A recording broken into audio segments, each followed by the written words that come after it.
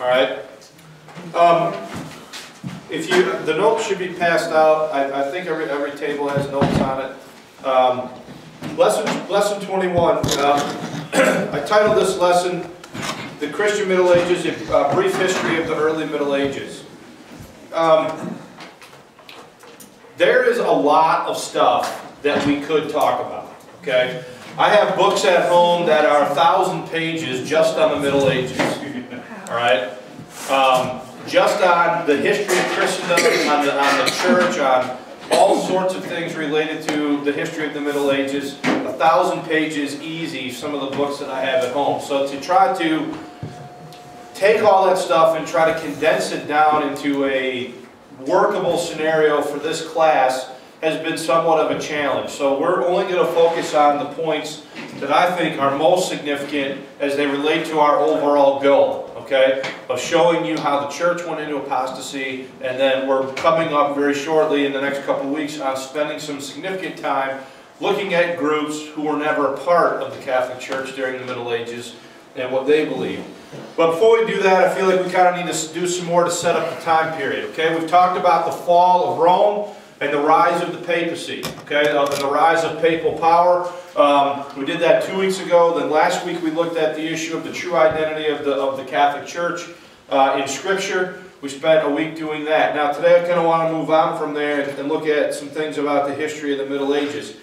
Now the first topic you can see in your notes is the rise of Islam. Here again, my goal here is not to spend a ton of time going over all the beliefs and all the history of Islam.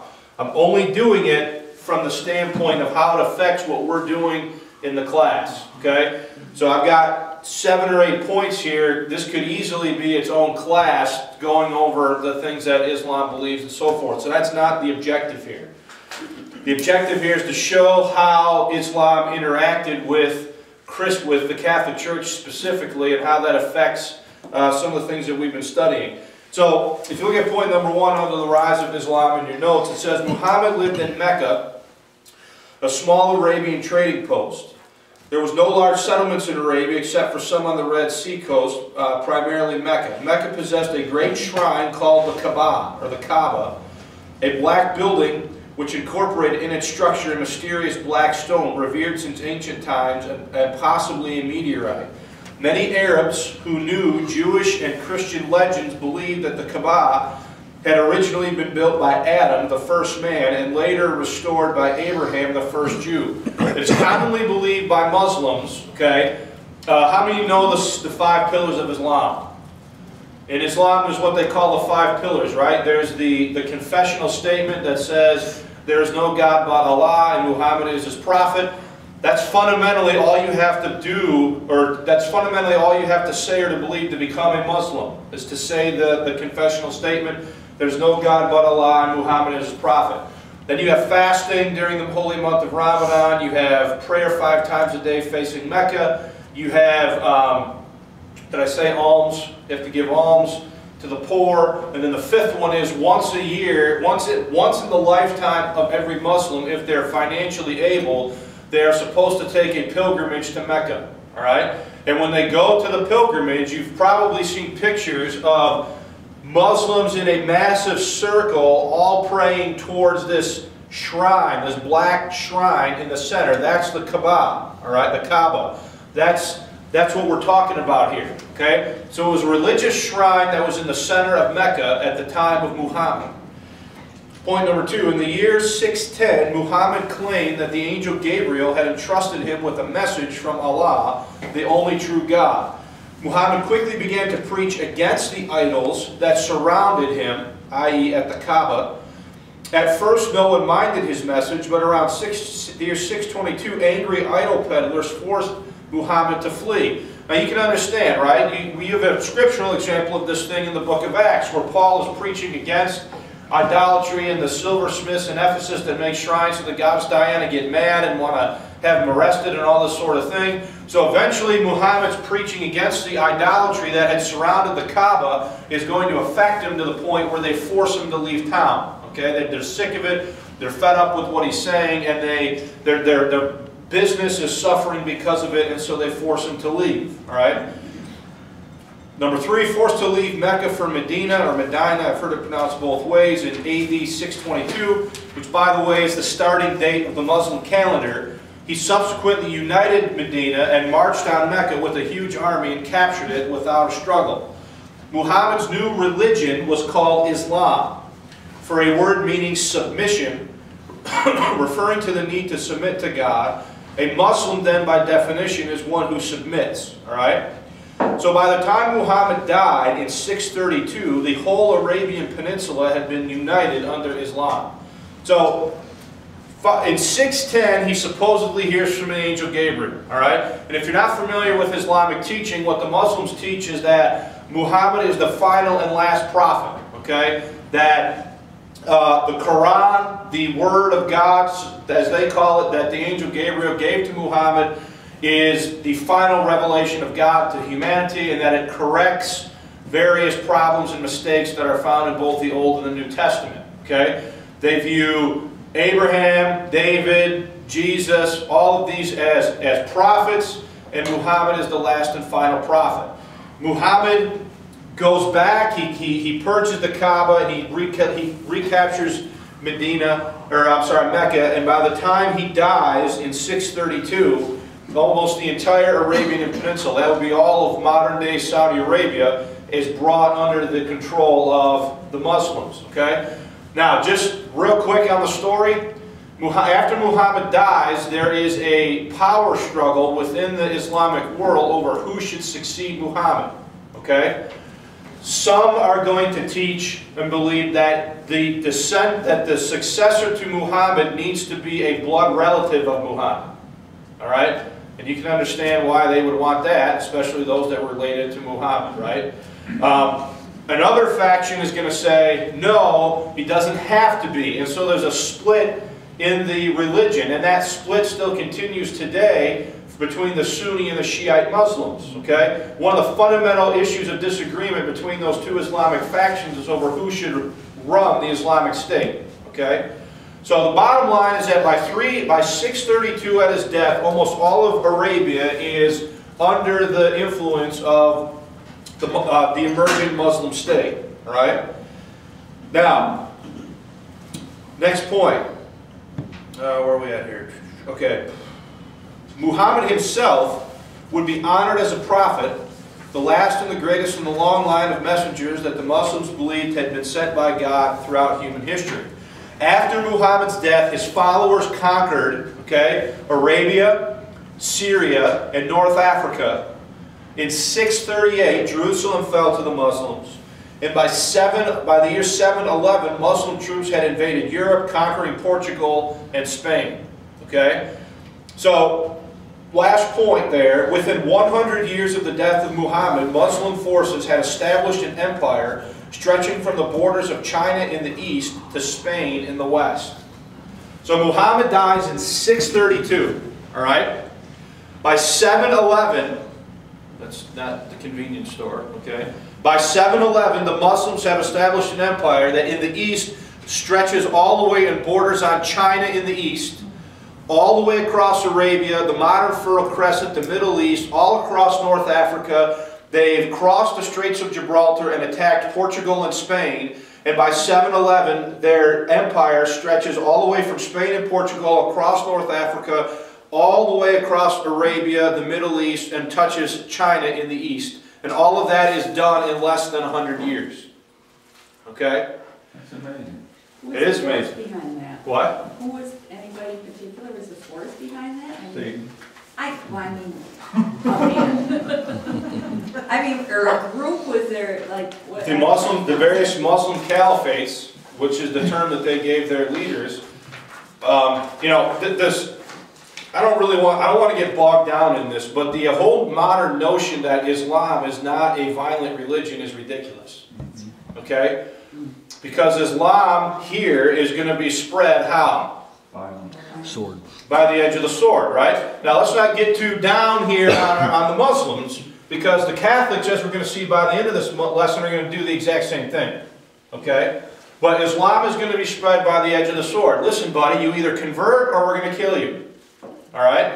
Now, once the Muslims had established reign in a particular area, they did sort of back off a little bit, and they would allow Christians to worship, but they had to pay high taxes to the Islamic State in order for them to have the right to practice Judaism or Christianity in any Muslim lands.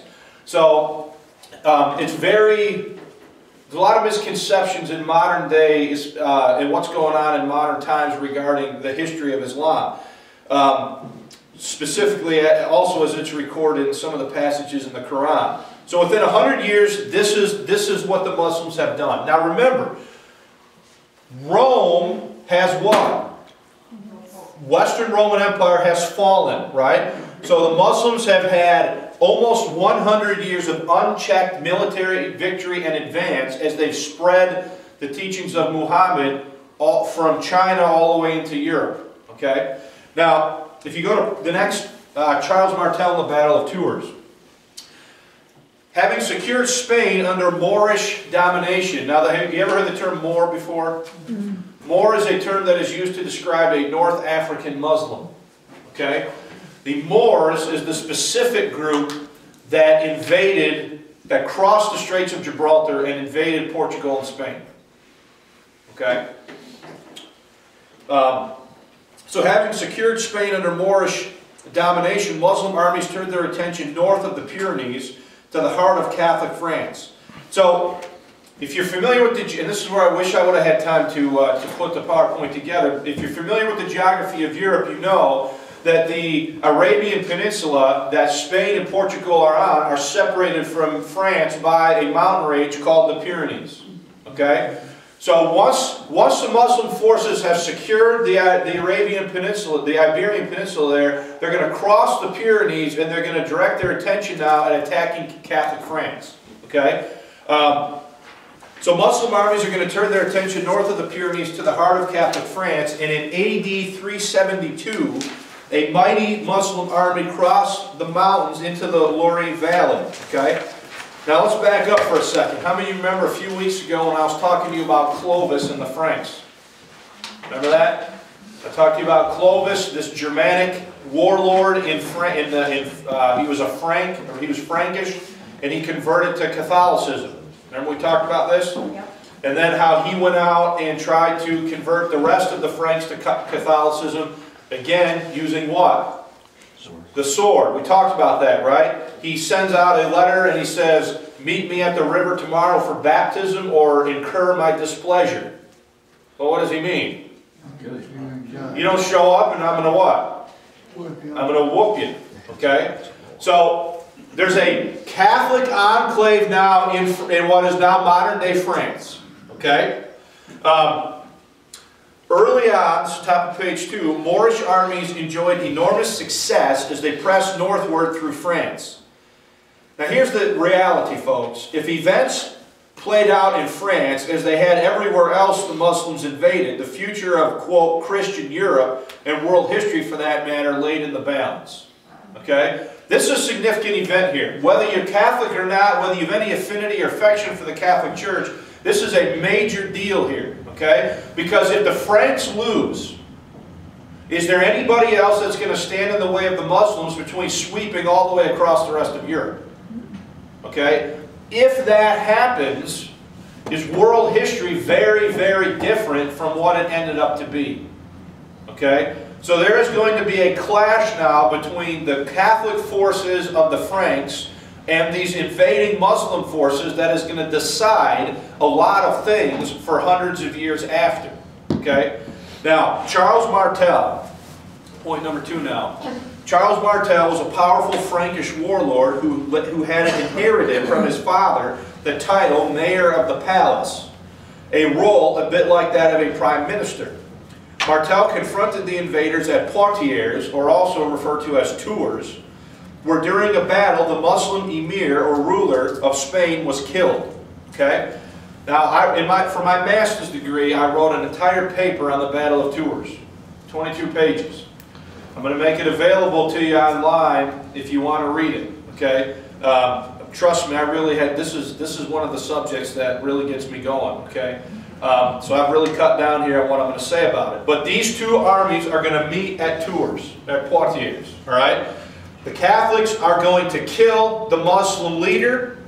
It's going to send the Muslim forces into disarray, and the Catholics under Charles Martel are going to rout the Muslims. Okay? They're going to send them running back towards Spain. They're going to, I mean, they decisively beat them. The sources on the Muslim side say this. The sources on the Catholic side say this. Okay? The ones that we still have left. So, Charles Martel is going to win. Charles Martel is a distant relative of Clovis. Okay? So there's a direct connection there with the Catholics. So the advance, point number 3, the advance of the Muslims was thus checked for a while. And in 379, when they advanced as far as Lyons, Martel's army again routed them and drove them back into Spain. The threat of all Europe being conquered and neutralized, was neutralized. The spread of Islamic power slowed down, and the rate of conversion to Islam became less dramatic. So this is a turning point, folks. The Battle of Tours is what we call in history a watershed moment. Because if it goes the other way, if the Catholics lose, if Charles Martel loses, who else is there to stand in the way of this Muslim army? There's no one else in Europe. Because remember, the Roman Empire has fallen, the Middle Ages have set in, there's total disarray, and the only one really strong enough in Europe at the time is the Franks under Martel to stand up. They win, and as a result, the Muslim presence in Europe is going to slowly start to dwindle. Okay? So this is the high water mark in terms of Muslim invasions into Europe is at the Battle of Tours. Now before we go any further, does anybody have any questions? Okay. I kind of wondered about that black stone, all the big fuss was about that. I'm just backing up a little ways. Is it still an issue? It's still there, yeah. The modern day Muslim Kaaba is the same site that we were talking about early on. If you go, yeah, they bow to this, and 5 times a day when Muslims do their prayers, they have to face Mecca or face the direction of the Kaaba or the Kaaba. And it's just a meteorite or something? So like a big black case with supposedly some meteorite in it, and according to Muslim tradition, Abraham and Adam had something to do with it. There's possibly verses in the Quran about it, but there's obviously nothing in the Bible about it. Okay? If you go there now, Ernie, there's like, it's all covered in a massive, like, almost like a massive sheet that has verses of the Quran embroidered on it, and with like gold thread and stuff like that. It's covered over. And if you want to know about, it's an interesting video. If you want to watch it, do a YouTube video search for the Hajj, one American's pilgrimage to Mecca.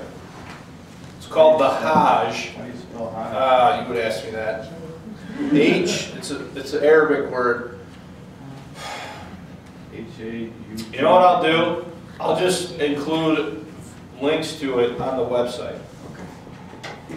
So you'll be able to watch, but just be able to watch it on the website. When I upload the video, I'll just put those on there as supplemental. And it goes through the entire rigmarole that they go through when they go on the pilgrimage. It explains the Kaaba. It goes into a lot of stuff. It's just informational, obviously. Any questions about this so far? All right. So point number 4 now on page 2. Not only was Charles billed as the savior of Catholic France, but he passed his title, Mayor of the Palace, onto his son Pepin, who founded the Carolingian dynasty. Now guess who's going to come from this dynasty? Anybody ever heard of a guy named Charlemagne? Or Charles the Great? Okay? So here's the deal with Charles Martel. Oh, and by the way, after Charles Martel wins, he is now known as Charles the Hammer Martel. Okay? Sounds like a wrestler, right? Yeah. So he not only wins this battle and is billed as the savior of Catholic France and basically the rest of Catholicism in Western Europe, okay? He also then is going to be the founder of the Carlinian dynasty, which is going to produce Charlemagne. Okay? And you'll see why that's significant as we go through here. So Charles Martel also directly assisted Boniface and other Anglo-Saxon missionaries who were busy among the Germanic tribes of Northern Europe. Since Boniface was acting in his mission work as a direct agent of the Pope, Charles Martel's support of this activity also enhanced the status of Frankish power in the eyes of Rome. So there's emerging here a link between the Franks and France and who? Rome. Rome. Okay? Who has saved Catholicism? Charles Martel. Okay? Charles Martel's grandson, or his grandson is going to be Charlemagne as we go through here. Next point, after Charles Martel's incredible victory in AD 732, the Franks felt that God himself had blessed their nation and given them the right to rule. But Pepin III was keen for this to be ratified, notice, by who? By the Pope. And he worked hard at building a good relationship with the papacy. Pope Zacharias endorsed Pepin's claim to the throne, and his successor, Stephen III, declared him Practicus Ramader, or defender of Rome. So now you have a pope declaring the king of France, or the Frankish king, as the official defender of who? Of Rome. Okay? So, last point in this section, by demanding and receiving endorsement of the church, Pepin III helped to increase the church's power.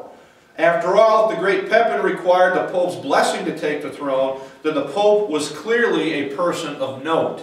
So this is an interesting development because who has more power here?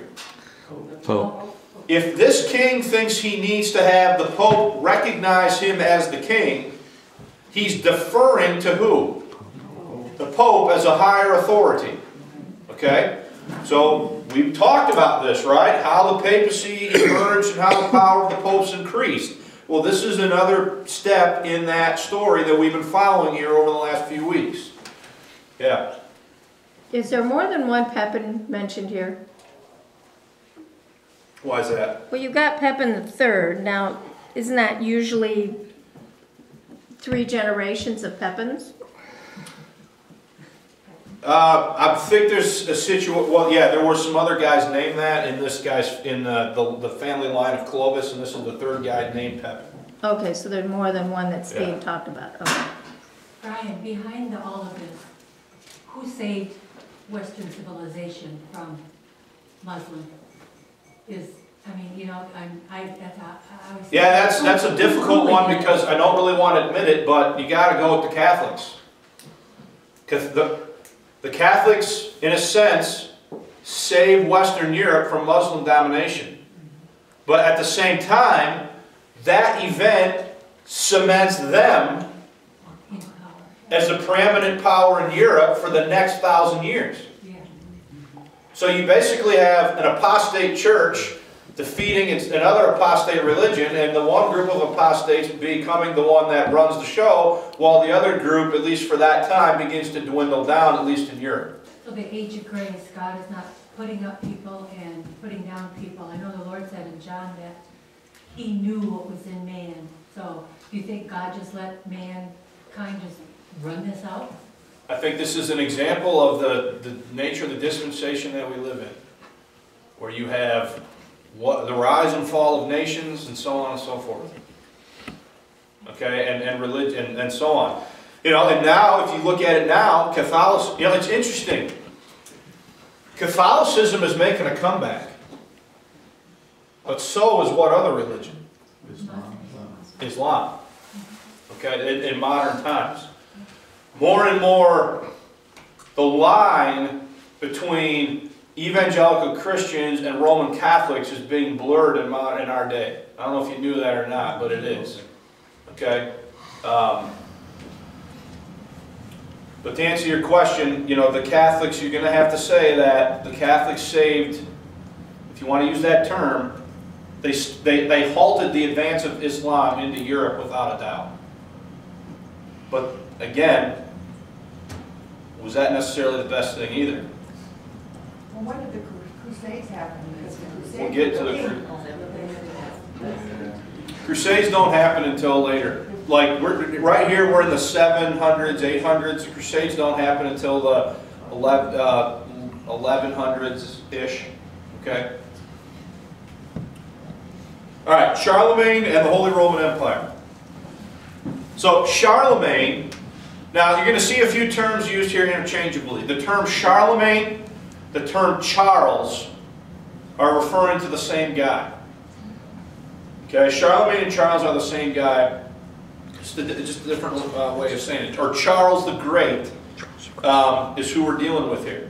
So Charlemagne eventually succeeded the alliances that his grandfather, Charles Martel, had initiated, and his father Pepin had developed. Okay?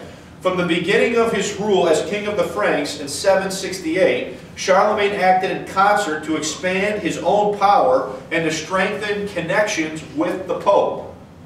Okay? Accounts differ as to the nature of Pope Leo III's peril. Pope Leo III is, I read a bunch of stuff, and everything I read said something different. So I just threw them all in here, and you can take your pick. Some sources say that he was kidnapped by supporters of a rival candidate for the papacy.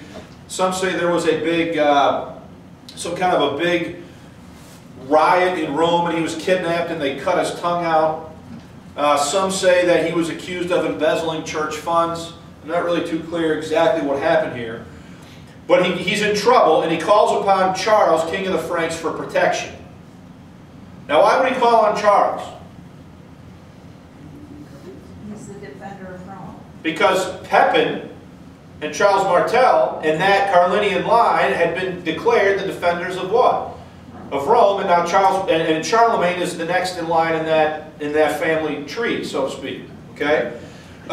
In the year 800 AD, Charles crossed the Alps with an army prepared to settle the Pope's problems once and for all. By the time he came to Rome in 800, Charlemagne's successes against the Saxons to his north and east, the Spanish to his west, and the Lombards to his south, made him lord over more of Europe than anyone since Theodosius at the end of the 4th century. So understand here what's going on. Charlemagne has reassembled a large portion of the old Roman Empire under his headship, under his kingship and dominion. Okay? So Charlemagne has reassembled a greater chunk of the old Roman Empire under his dominion than anyone since the time of the fall of the Roman Empire.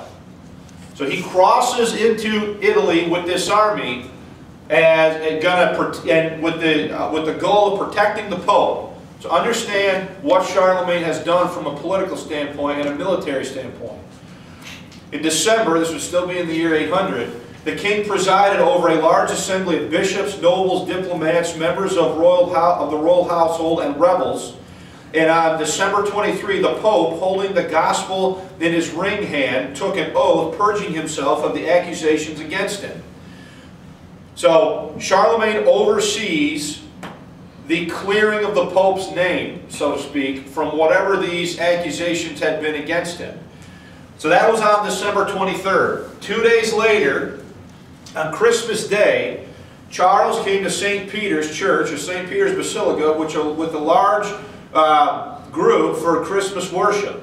Leo led the Mass, and Charles prayed on his knees in front of the crypt of the Apostle. Charles saw the Pope approach. In his hands was a golden crown. Leo placed it on Charles' head, and the congregation cited to Charles the Most Pious, crowned Augustus by God, to the great peacemaking emperor, long life and victory. Now, okay, so let's back up. First of all, what do they call Charlemagne in that sentence? Augustus. Okay? Who was one of the main Caesars in during the Roman Empire? Caesar Augustus, right? But notice what it says. To Charles the Most Pious, crowned Augustus by who?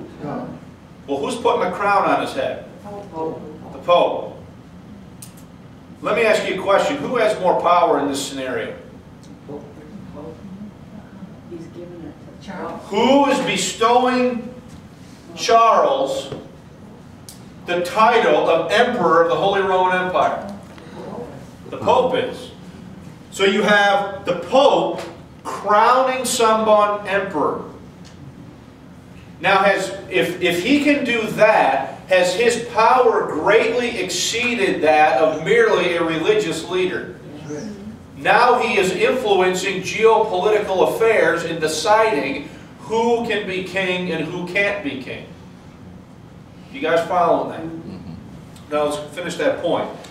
The Pope prostrated himself. Charles the Great, King of the Franks, had restored the Christian Roman Empire. Okay?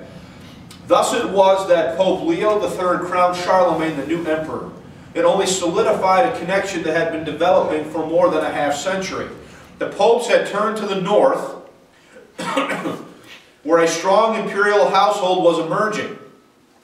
In terms of medieval society, Charlemagne never considered himself a vassal of the Pope. Rather, he held himself to be responsible to God alone for the welfare of his people. Now, you're going to have a little bit of a disconnect here. Is Charlemagne going to see this way the same way the Pope does? No. Charlemagne is still going to view himself as superior to the Pope, but the Pope is going to view himself as superior to who? Charlemagne. And let's be honest about it. At that point right there, if push had came to shove, who probably literally had more power? Charlemagne. Why? Because Charlemagne's going to look at the Pope and say, how big's your army? Right? Because who's been protecting the papacy? The Franks. Okay? So, don't get confused. Let's go on. For the next 800 years or more, the politics, learning, social organization, art, music, economics, and law of Europe would be, quote, Christian. Not necessarily in the sense of fully incorporating norms of the gospel, but because the fate of the Western Church centered in Rome had so decisively linked with the new Roman Empire over the Alps.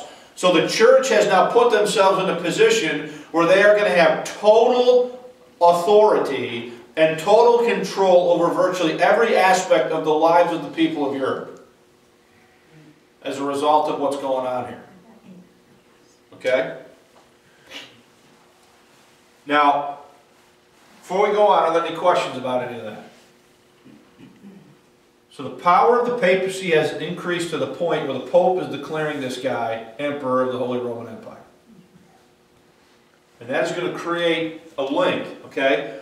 And you'll see how that unfolds as we go through here. Charlemagne enforced water baptism by the point of the sword. If you didn't get sprinkled, you got executed. How many of you have ever heard of Verdun? The bloody verdict of Verdun. At Verdun, Charlemagne massacres 4,000 Saxons for refusing to be baptized. Okay? That's rough. There's accounts from the Middle Ages of the River Aller running red with blood for weeks as a result of what happens here. The Saxons refuse to be baptized as Roman Catholics, and so Charlemagne just massacres them. Okay, 4,000 of them. During the 83-year struggle to Christianize the Saxons, 10,000 of them were driven from their homes. And the war of Charlemagne against the Saxons, notice, was the first church-approved massacre for the extension of the church. Unity and power, rather than truth and righteousness, were the primary concerns of Rome. So here is where's the Pope? Is the Pope saying, you know, you shouldn't really, that's not very Christian of you to go kill these people for not converting? You know, that's what I was going to just ask you. It says church approved, so that means, did he get the Pope's approval to do this, do you think? Oh, yes. The Pope is going to approve of the killing of anyone who does not agree with him. Yeah. Okay?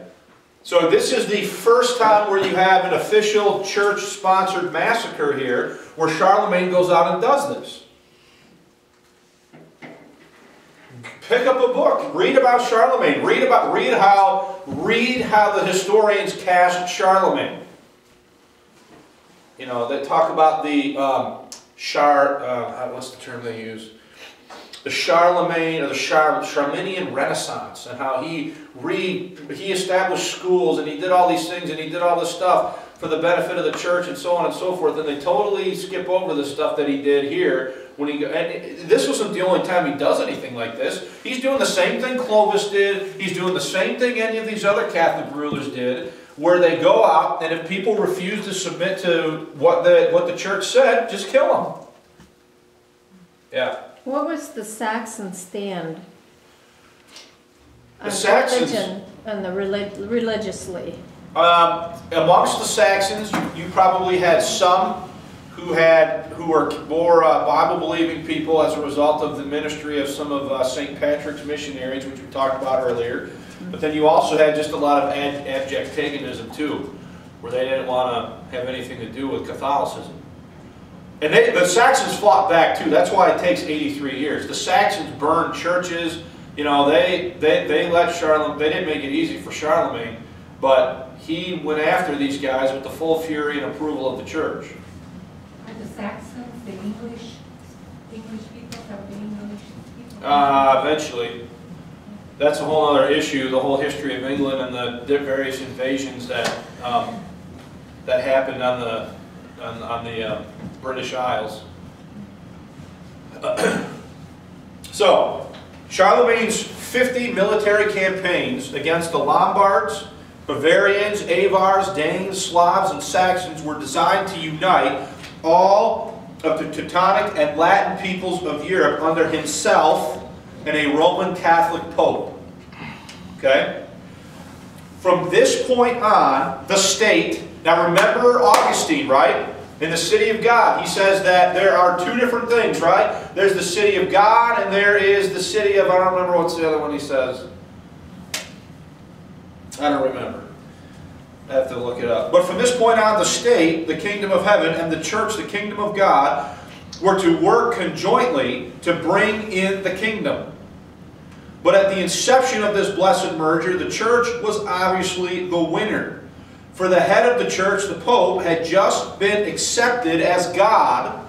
You saw that when the whole congregation said that Charlemagne was crowned Augustus by God when he crowned him in a previous statement we read. Okay, so the Pope has just been accepted as God, while the reigning emperor of the state only Caesar. Under this divine arrangement, future popes, as top dog, have the right not only to select which king can reign over which kingdom, but also have the right to excommunicate any king they did not like.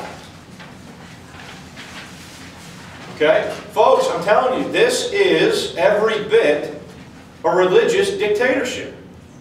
This is an authoritarian rule by a religious state. From henceforth, any ruler who will obey the Roman dictatorship and keep his subjects in line with Roman Catholicism will be a good ruler, while any ruler who allows rebellion against Roman doctrine, teaching, laws, sacraments, priests, officials, or councils will be a bad ruler. Okay? Andrew Miller, author of Miller's Church History, comments on the Pope's view of his authority. After he crowned Charlemagne, Miller writes, the Pope sought to reconcile his character as the vicar of Christ with his new position. As all men were subject to Christ, he reasoned, so likewise are they subject to his vicar and representative on earth in all that appertains to his kingdom.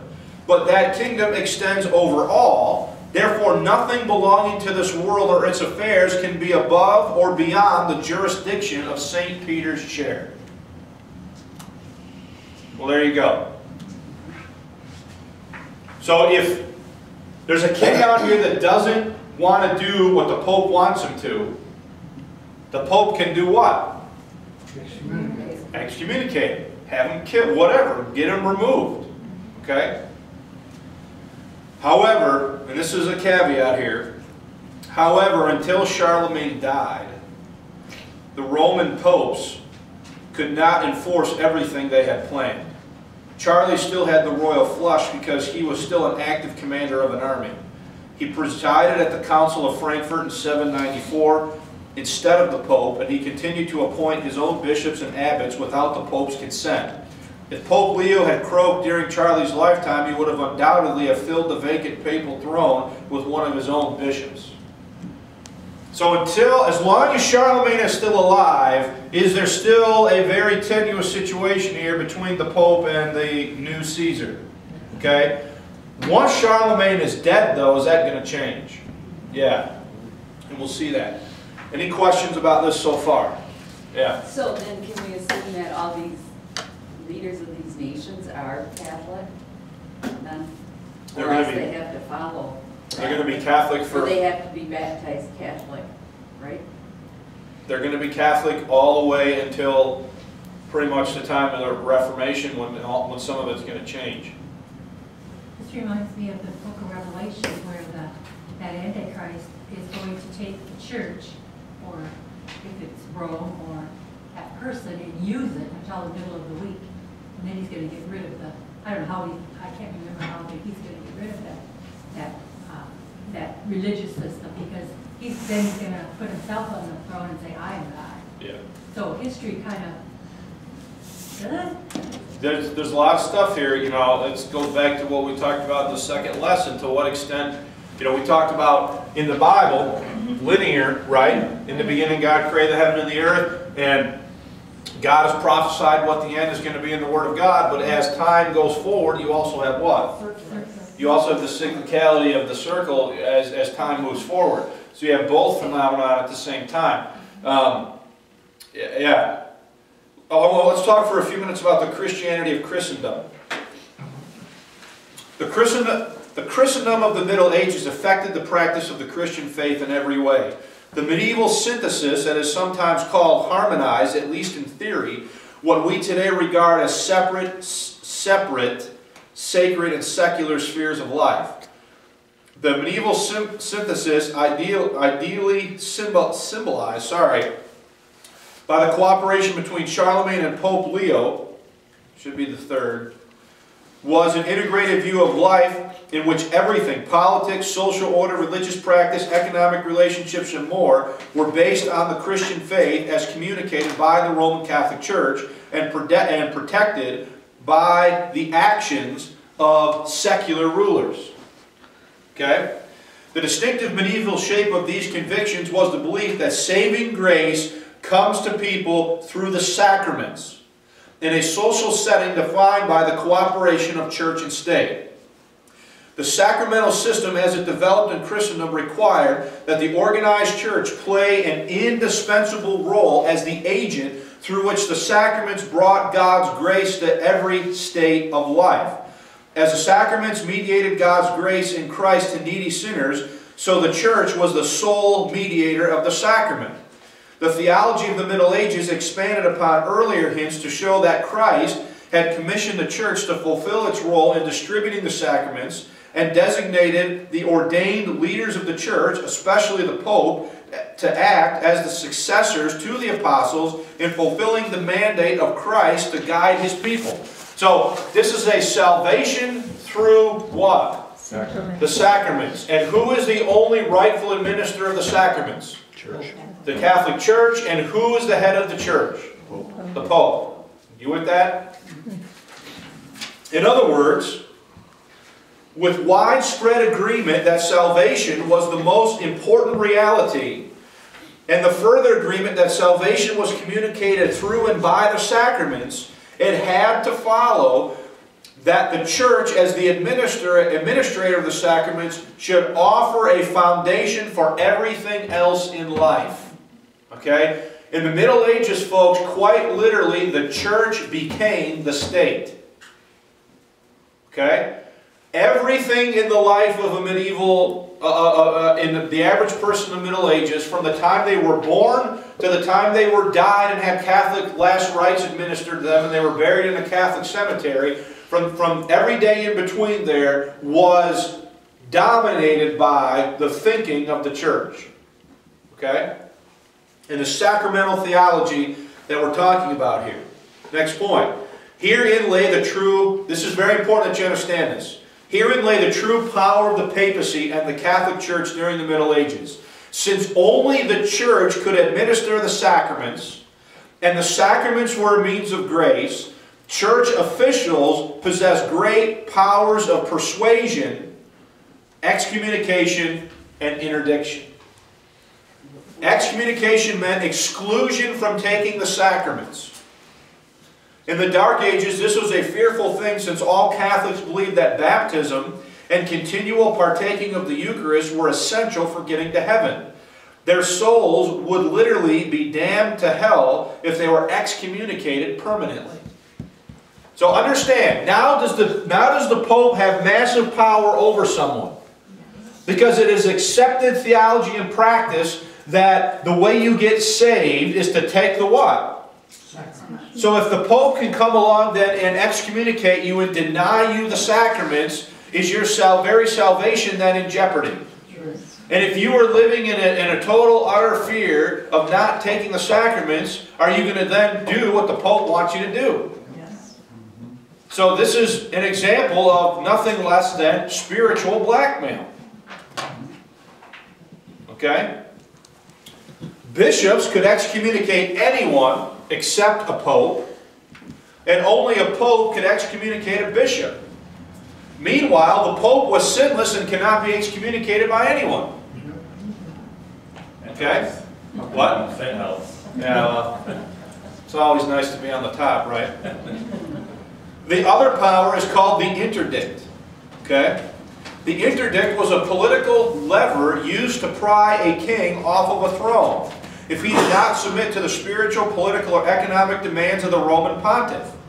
Interdiction was a chain of command thing where all priests in a given area closed the cathedral doors and cut off the sacraments for everyone, thereby temporarily damning all people in that area, because the sacraments are said to be the means of grace and essential to the salvation of the soul. So here's the way this would work. Let's say I'm king. The Pope wants me to do something like pay a higher church tax or something, and I don't want to do it. So to put pressure on me, what the Pope would do is declare my land under interdiction, which means all the Catholic priests in that area would shut the doors of the cathedrals and the churches and refuse to give you folks the sacraments.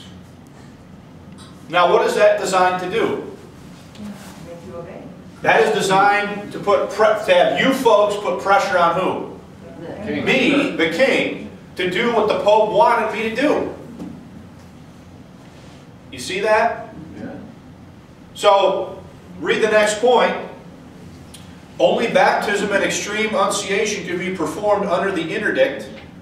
Some authors say the unction was denied, while the Mass and the rites of marriage and burial were withheld. All Catholics had a deadly fear of not being buried in a Catholic graveyard. This gave the local populace a half-completed salvation, that is, a washing away of original sin, but no Mass to take care of daily and weekly sins. Okay? The greatest thing about the interdict, from the standpoint of biblical Christianity, was that it forced political rulers, barons and kings, to use their police forces and armies to kill or imprison Bible-believing Christians in their jurisdiction. The European ruler was faced with the choice of having his own subjects rebel against him, for they would naturally blame him for the closed church doors and lack of sacraments, or he could obey the Pope and kill anyone the Pope told him to kill. That is, the Roman Church by AD 900 had become a religious mafia of professional killers engaged in staying in office. If you think that's overstated, go read the facts. Okay? I've told you, I've used this example before.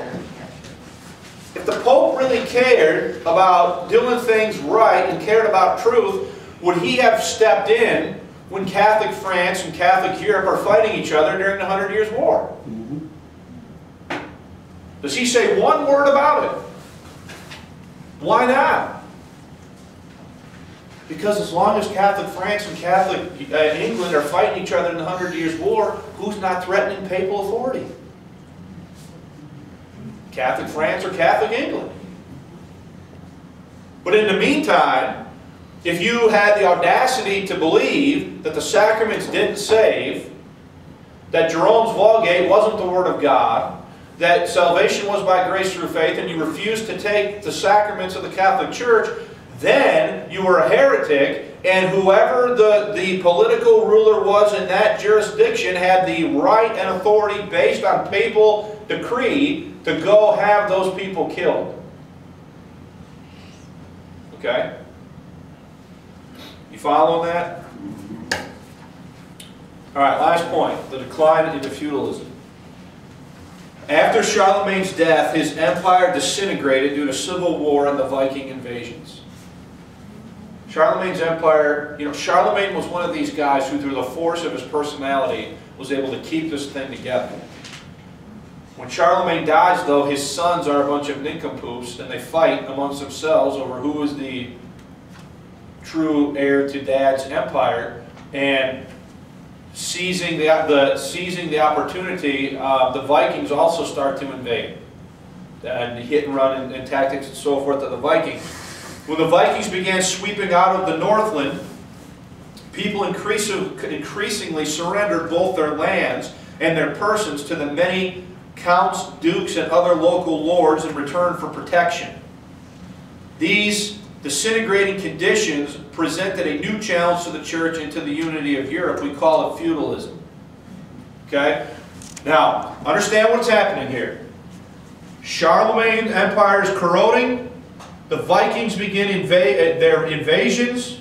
People are scared. The Vikings are ruthless guys, okay? I mean, they kill, rape, plunder, the whole 9 yards. The Vikings are doing all that stuff, right? And they come in, and in exchange for protection, people are going to give up some of their land and so forth in exchange for the protection that a lord can offer. And this is going to be the foundation, the basis of feudalism. Okay? Feudalism was a type of government in which the political power was exercised locally by private individuals rather than by the agents of a centralized state. Now that's a key point. Without a centralized state, who's going to increase even more in power? The Pope. So feudalism actually is the best thing that could have ever happened to the papacy. Because as you have individual, localized rulers who are not organized on a larger scale into any massive centralized government, the power of the papacy is just going to increase even more because there's not going to be any one of these individuals who's strong enough to threaten the power of the Pope. You follow that? One popular text explains it this way. Fully developed feudalism was a fusion of three basic elements. A personal element called lordship or vassalage, in which one nobleman, the vassal, became the loyal follower of a stronger nobleman, the lord.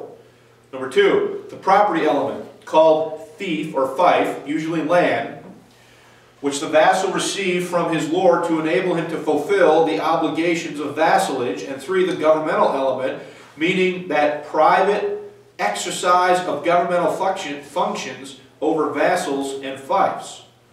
Central to feudalism was the personal bond between lord and vassal. In a ceremony known as the Act of Homage, the vassal knelt before his lord and promised to be his man. The feudal contract thus entered into by lord and vassal was considered sacred and binding upon both parties. Breaking ties of mutual obligation was considered a felony because it was the fundamental bond of early medieval society. The lord, for his part, was obligated to give his vassal protection and justice, and the vassal's primary duty was for military service. With no clear central authority, the Catholic Church and the power of the papacy continued to grow. Okay? Now we've got a few minutes before 10 o'clock. Does anybody have any questions or comments about the lesson? Just know that King Henry VIII wanted to marry somebody and think it was his eighth wife. The Pope said you couldn't marry her. And King Henry VIII said, I'm going to. And I think that's why the Protestant religion thrived in England instead of Catholicism, which is another thing of history. that- Well, another thing in history too that's a total misnomer is how many times did the popes overlook or sanction the divorce or adultery of tons of other kings in Europe? Yeah, but there was something going on. Well, the thing that was going on with Henry was Luther. Luther had already opened the can of worms, and when Henry came along with what he wanted to do, the Pope wasn't having anything of it. Do you know that Henry VIII, wrote a pamphlet declaring Luther a heretic, and was given some sort of a recognition by the Pope as being a defender of the faith? Henry was a staunch Catholic before all that stuff I happened with know, this. he wanted to marry this lady. I just had another modern day thing about even the strength of the Catholic Church today. When Ed Kennedy died, I know he went to the Pope and got special stuff, so he was a kind of a rascal in his life too, to make sure that, you know, he was going to go to heaven. So I think that system still is in place today, and people are afraid without it. Well, if you're in that system, yeah. I was talking. Craig was. Some of you who have been around for a while in the assembly. We had some Spanish tracts. You might remember this, Ernie. And there's a high percentage of the folks at Heinz that speak Spanish, and Craig brought some of these tracts to some of the people at work, and most. I'm not trying to be, most Latino people are Catholic. Why is that? Because when the Spanish conquistadors came over to the New World, they always brought with them what? Jesuit priests. Okay? And so all of Mexico, Central America, South America, the predominant religion is Roman Catholic, because when those regions were settled by Europeans, they were settled by the Spanish, who were predominantly Roman Catholic. Okay? But anyway, my point is that it says on the tract that salvation is a free gift, and the reaction is that can't be the case. You have to do all these things, which is still what the church teaches. Now I want to be clear about something. Is it possible that within the Catholic Church there are true believers? Yes. Yes. But did they get saved by believing the teaching and doctrine of that church? No. No. Because the teaching and doctrine of that church is that you have to keep, still to this day, that the sacraments are a means of grace, and that you have to participate in the sacraments to bestow grace upon the sinner. Yeah. Back in the Dark Ages, how many people do you think that went along with the Catholicism but still were true believers, but refused, but went under the guise of being a Catholic to save their own lives? That's hard to say.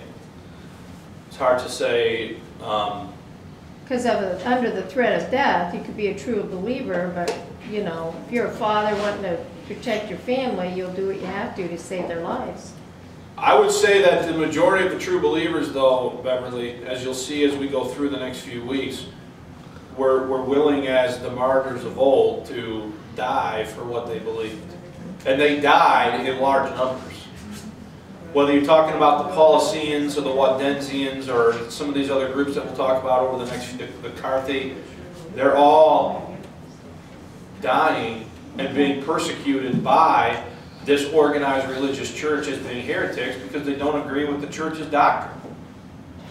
And remember way back when, I might have been, lesson 6 when I talked about the challenge of church history? This is the challenge, because the majority of the history is written from the point of view of the winners. And who are the winners? The majority of this time period. It's the Catholic Church. Okay? So they'll call some of the groups we're going to look at heretics, but as we've already seen, if you study what they actually believed, they're a lot more like you and I than the church that's persecuting them as heretics. Yeah. Does the Catholic Church still excommunicate people? Yeah. See, you don't hear I about. don't hear about it. You don't hear about this stuff as much, but they still will. John Kerry came close. Did you still hear about, it's still fundamentally the same church. Now, until recently, they've stepped back from some of their rhetoric for a while, but I don't think any of it has fundamentally changed. Okay? We gotta quit, so, thanks for your time.